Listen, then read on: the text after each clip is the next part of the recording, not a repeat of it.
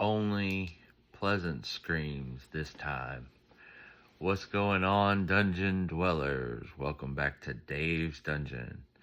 I am, as always, the one, the only Dungeon Master Dave, bringing you a more laid back and, shall we say, seductive movie for Spooktober 2023. This one is Only Lovers Left Alive, a 2013 film. I screwed up and called the last one that was made in 2014 and 2024 film. I apologize to everyone who heard me make that snafu. I apologize. That's my bad.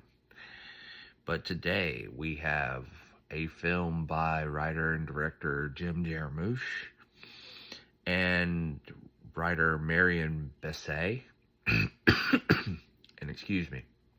But I have to say on this one, this is a lot more different than we're used to. This is not your normal, why is Dave bringing this to us? You know, Dave's normally all about the kills and the murder and the mayhem. Far, far different type of film here.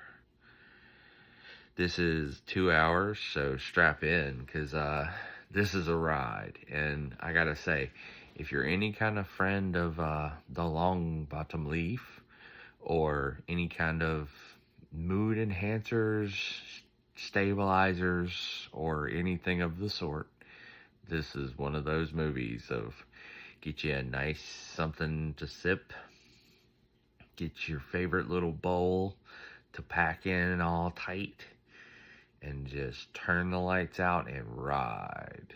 Because this has that sort of smoky, cool seediness to it that I know a lot of you are going to love. I know a lot of people are looking for films like this where it's like, I don't need it to always be the worst thing ever. Can we get something that's a different flavor, but with the same great taste that we all love? So without any further gilding of the lily, why don't we dive into the body count? We have one far out spinning title card cut in from space. One thinking about your girl, who's thinking about you, who's thinking about you, who's thinking about her, who's thinking about you. You know, spooky action at a distance. And I have to say, these scenes are so well shot that you may not even know the theory yet, but you know this is them showing you him thinking about her and her thinking about him, thinking about her, and it goes back and forth. One spooky action love vibe from across the entire world. They are 2 continents apart, and at first you're going, why do I care about these people? Well, these might be the first lovers. One meeting Ian, a really cool dude, aka zombie, familiar, who is really nice because he's helping our Adam, our main character, get some things that he needs, aka guitars. Because and I gotta say this with the skulls on this is going to be a little difficult, because the reasons you might enjoy or not enjoy this film are going to be vastly different in how they come into valuing in how you rate this film.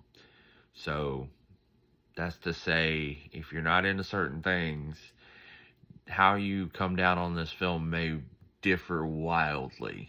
So just stay with us and you'll see why.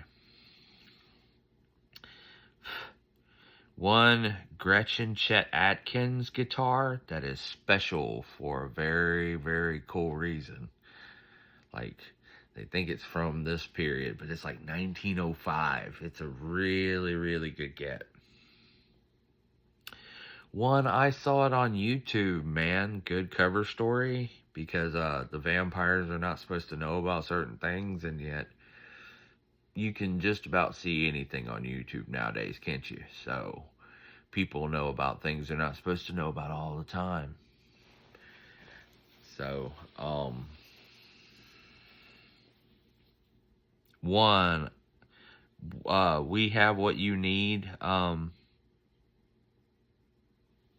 because there are these street vendors that are going, "We have what you need. We have what you need." And no, no, no, you don't. You need to stop.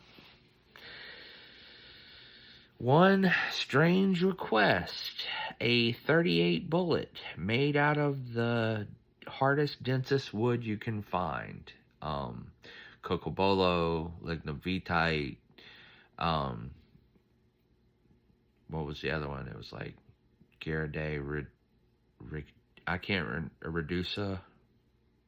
They have very, very long and impressive, fancy names. I'll probably remember the last one eventually, but for right now, just going to have to deal.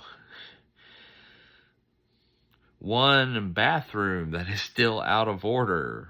Please feel free to piss in the garden. Cause yeah, this is a very rock and roll movie if you haven't figured out. One, we met Adam and Ian. Now meet Eve and Christopher Marlowe, who go for a walk and a drink. And I gotta say, the swapping between Detroit and Tangier in this is fantastic. You really do get a sense of, I'm traveling from here to here and here to here and culture to culture. And it makes the out of timeness and sort of, you'll see, you'll get what I mean by that in a minute.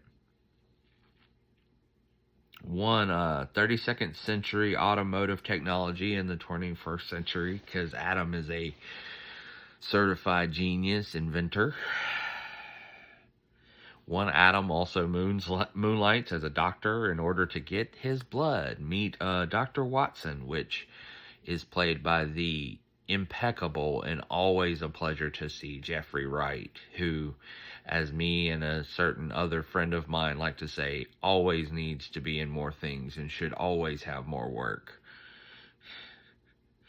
One old ass stethoscope from like the 1970s, maybe the 1960s, that we'll actually get a date on by the end of this.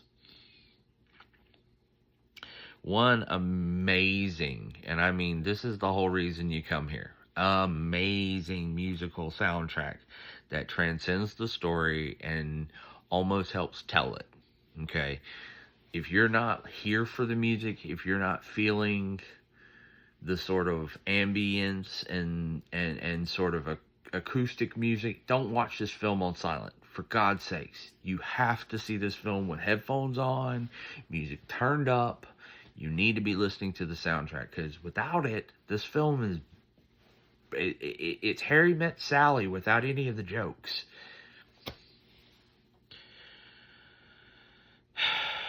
One, eating and getting high all at once. We get to see 3 different vampires feed right in the camera all at the same time. One, letting the cat out of the bag that Christopher Marlowe was actually the William Shakespeare, because they're playing a whole inspiration down the lines of history through strange benefactor kind of story of, well, of course, the vampires would have been around to have seen it all and kind of explored it, so they would have the best takes, right? They would know sort of the ins and outs of how to tell a story. One, oh God, I'm losing my spot. Hold on. One, should I call him? Yeah, I'm bored. Let me call him. Eve finally calls the estranged Adam, because you get the sense from this scene that they haven't been talking for a little bit, and it's because Adam is feeling heavy thoughts and feeling things inside, hence the wooden 38 bullet. One, Adam is disenchanted with the world and all the zombies in it, because he's been writing funeral music. One, it's her turn to make the trip, but traveling for a vampire is such a drag, because you got to do all of it at night, and you have to schedule it under fake alias. One, nothing like a call from your wife to get you working on new projects and acting like you're busy. Yeah, Adam is a typical husband. One, spooky, excited at the same time. Truly bound particles in Adam and Eve. We get to see the sort of ritual that Eve is going through at the same time that Adam is going through a similar ritual that is in preparation for the two to be rejoined. And you get to see these two respond to one another even when they're not in each other's presence.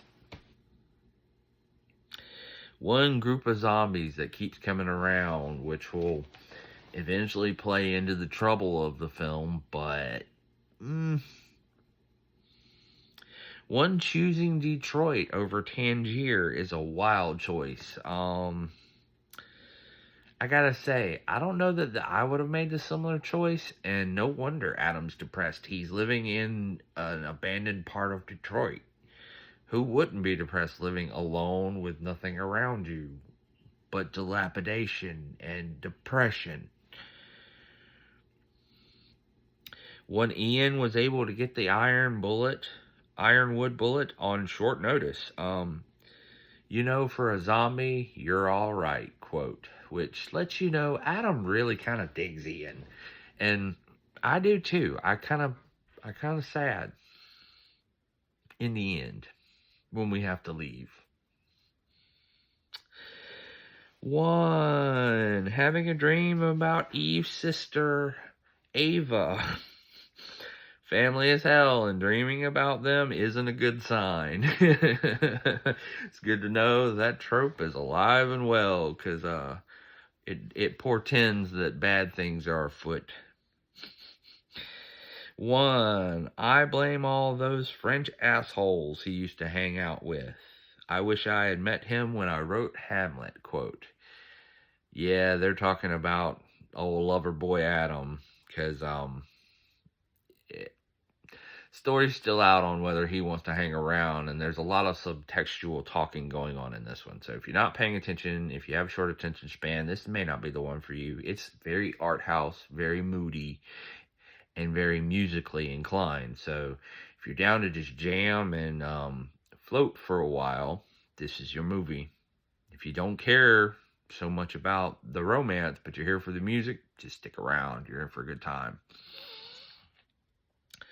One, Adam is suicidal, but he can't seem to go through with it because that would mean he doesn't get to see her again. And Adam is nothing if not addicted to his wife, and I think for good reason. I mean, it's Tilda Swinton. I would be amused at just, hey, it's you. One, everyday injuries become a real hazard for vampires in public, but not for the reason you think, because of course the thirst is always there. And now they can't just drink from anybody because things are going around that they can't just react to. One, invitation to touch. One, invitation inside the house.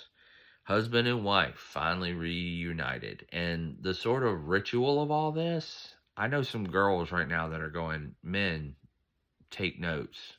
Read the room and use these techniques.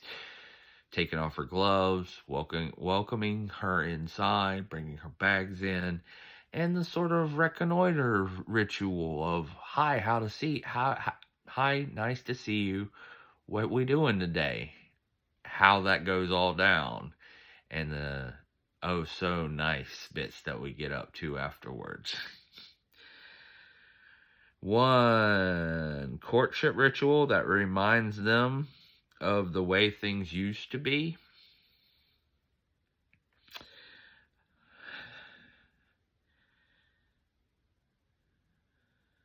Even gets a song out of her. One, you will always have the convenience of the zombies for when you get low, quote. Trying to deal with Adam and his mood. One, perfect couple gets sleep.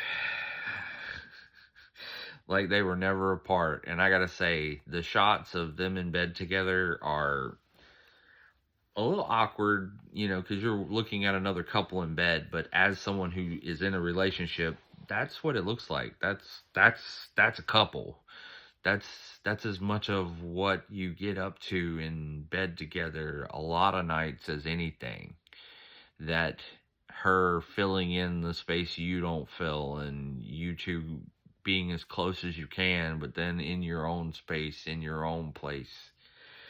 Yeah, this movie's got some scenes. One, old and abandoned Detroit, dead and decaying. But hey, Jack White's house is over there. You know, tour of Detroit. One, talking about the good old days and old friends. Because Adam doesn't have any heroes anymore, quote. But yet he does, just not any living ones. And I get how depressing that is, but we'll talk about that in the gory details. Two blood popsicles that are refreshing, especially when you're in a hot spot. Because, yeah, the fridge works if you plug it in, dingus.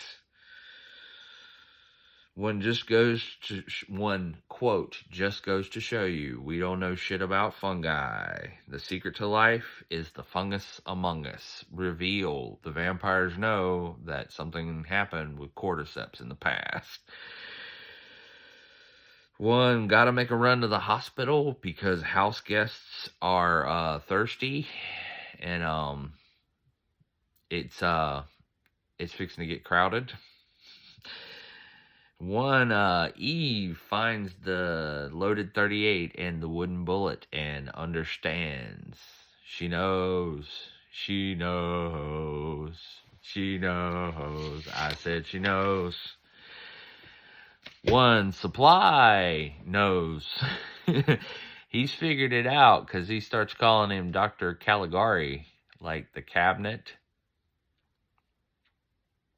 One couple decides to have a very serious conversation about how we're feeling and why we should keep living.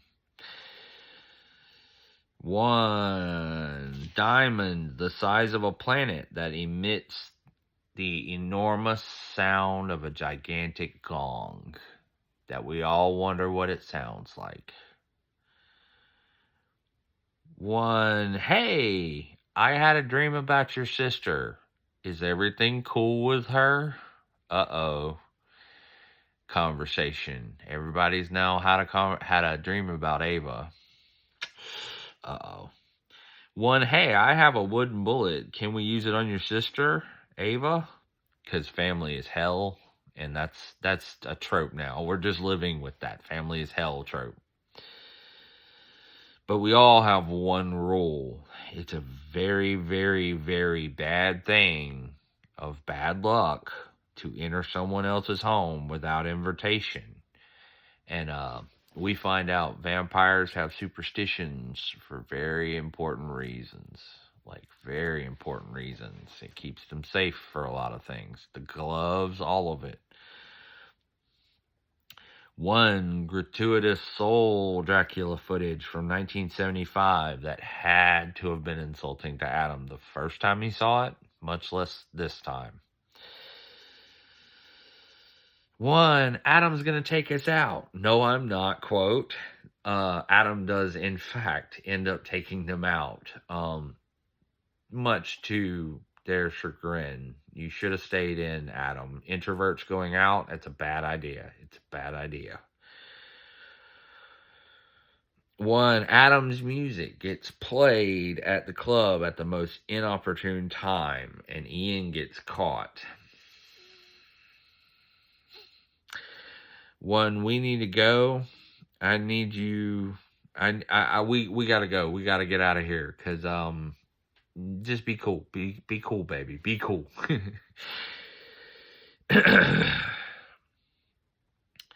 One, she's got to go. I need you all to myself before it's too late, quote.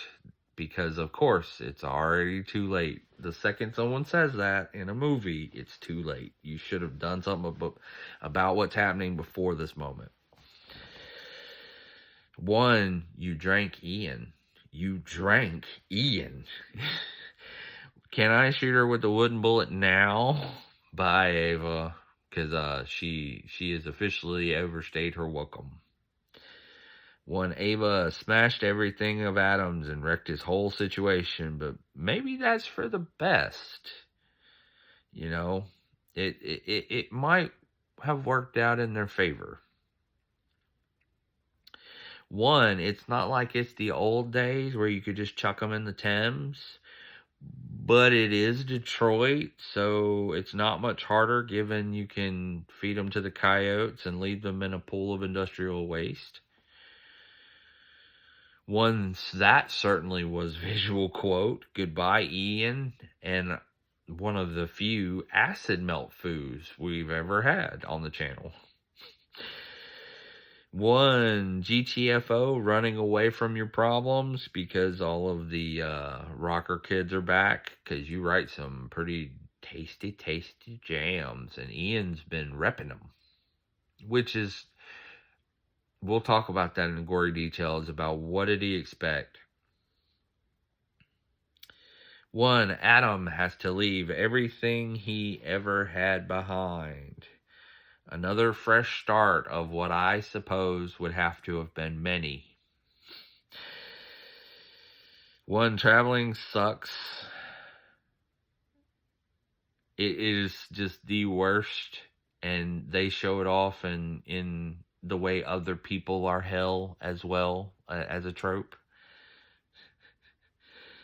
But I mean, we do get beautiful shots. That's the sort of thing of this film. It is a visual feast, and every shot is sort of telling you a story the same way every actor's line is telling you a story. The same way the soundtrack is telling you a story. So you really, really do have to take this one in, and hence why mood enhancers make it all the better. One, everyone's been there, can't get in touch with the dealer, and can't find your friend. Yeah, we're in trouble now. One, I have everything you need, not what I need. Boyfriend / husband, intercepting people who are harshing the mood of the wife. Win. Spooking the locals. One, Christopher Marlowe got a hold of the bad blood and is dying. He got the bad stuff and looks like shit. Quote. And, quote, what a piece of work is a man. What is this quintessence of dust? Old friends griefing each other in 1300 speech. I mean, you'd actually believe they're friends from they're ripping each other a new asshole. One of them's dying and one of them's looking at him going, why are you looking dusty? One last bit of the good stuff to tide them over, but not enough to actually save Marlowe. And this is where we get one Marlowe gets to say goodbye, Foo, which ultimately breaks your heart. One, what are we gonna do? Well, I know what I'm gonna do. Eve takes care of her man.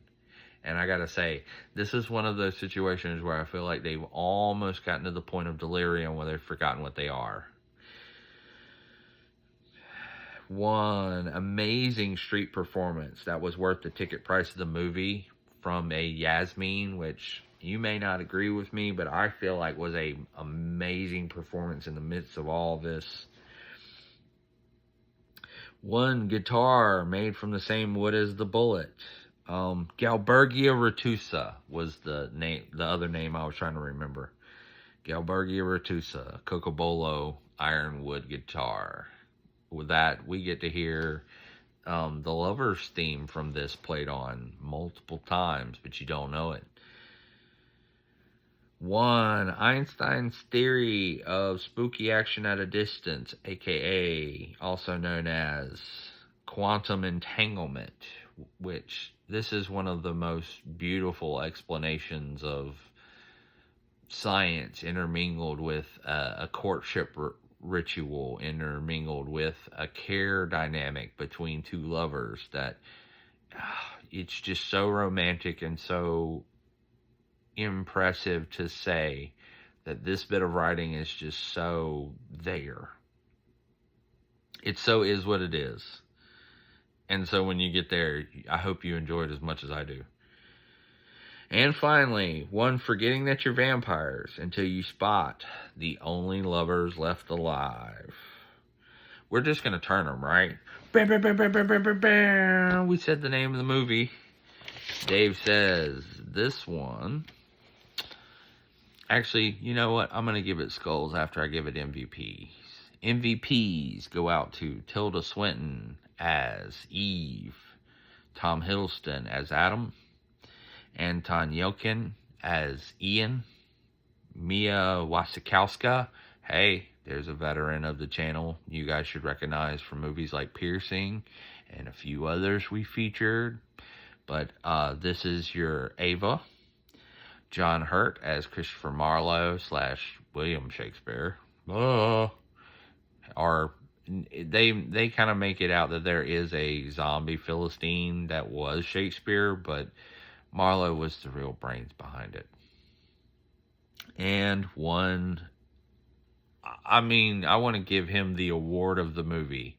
Jeffrey Wright, you deserve the, just most standout performance in this one of guy who's in a situation, who's doing the best he can and running the tightest five comedically I think I've ever seen. Now on to skulls. I'm going to split it out. The music in this, in my opinion, is 5 skulls. If you love music and you love acoustic pieces and you love sort of multi, rhythm, multi-string, multi sort of complex pieces that are acoustic, you're going to love this. If you love ambient mood music, you're going to love it. If you have a richness of just eclectic music, you're going to love it.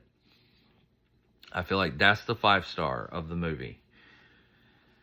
The overall of this is realistically 4 stars. If you like a good romance and you like a story and you want another story about vampires and you're down to hear some really awesome music, this is a great movie and you're really going to enjoy yourself. You're going to have a good time and everyone's going to come out pretty. Now, if you're not up for the art house stuff, if you're not up for the music, if you're not up for the romance, and you're here for vampires, this may be a 3-star or even lower. Yeah, it's one of those, because it's romance night. I wanted to bring you a good story. That wasn't Warm Bodies or something worse. Could have brought you Necromantic. You better thank me for not bringing you that one. But I think that's going to do it for our non-spoiler section of this review. If you've enjoyed it, make sure you leave a like. Make sure you subscribe so you can see more of my beautiful face. And make sure you ring that bell so you know when I'm coming. Thank you so much for joining me. I love it when you do things that make me happy. And you guys have always been so good to me. I really appreciate you all. So thank you for journeying with me. And I hope to see you back here when you're done watching the movie Good Freaks and Mutants. But let's get into the gory details now. I think this is Adam and Eve, like Adam and Eve. Now, what's that do for biblical myth? The sort of Cain story of Cain as a vampire that we had in Let Us Pray sort of makes a weird preamble that I'm sort of now doing an Adam and Eve story. And they're vampires now versus some sort of spectral evil that is reaping the souls of guilty people, from the previous one. But that's sort of what I liked about this is it has a backstory for why the lovers are the way they are. It doesn't just give you some unnamed vampire from nowhere. You're playing with the Adam and Eve story here. You're playing with the sort of, these are two lovers throughout time that they could go to other people, but they keep revolving back to each other. And so that isn't the what's wrong in Adam's life. That isn't the why does my life feel this way and why do I feel unfulfilled? And I argue it's because Adam is a dingus. And as an artist, we have a tendency to do this. We want to retreat into a hermit mode for creative purposes.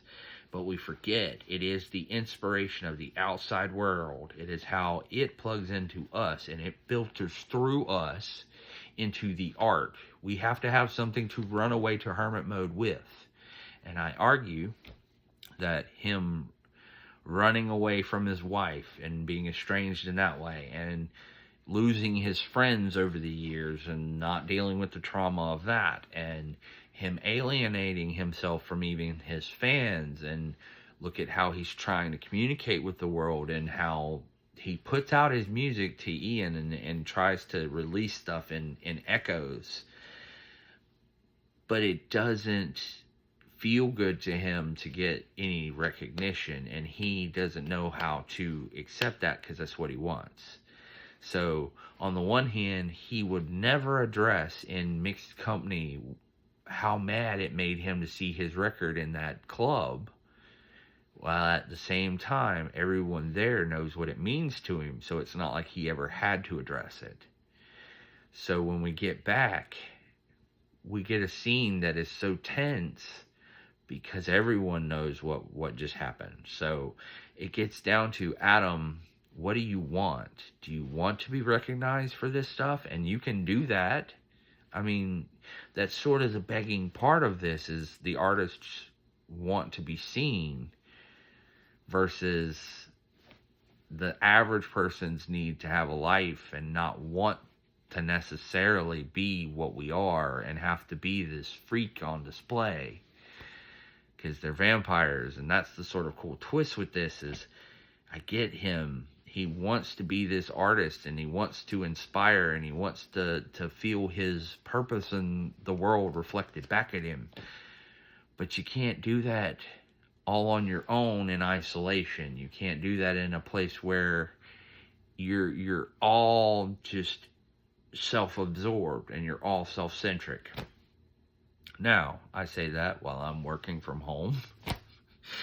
So that may be a little reflecting on the situation, but I feel good about my work-life flow. So I don't necessarily feel like I'm isolated from the world, unlike Adam, who I argue just gets more and more isolated and dilapidated. And the more you feed the computer that, aka this biological computer, the more you send it that signal, just like he says, the more the universe interprets a signal down through the antenna, and the more the fungus interprets a signal down through its receiver, and the more we receive that signal, the worse things get.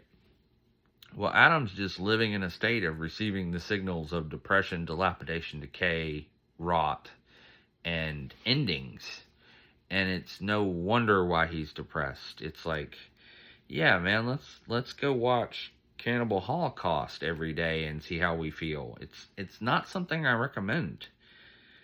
And that gets down to the sort of like the problem of what's going on with Adam and sort of how this all resolves.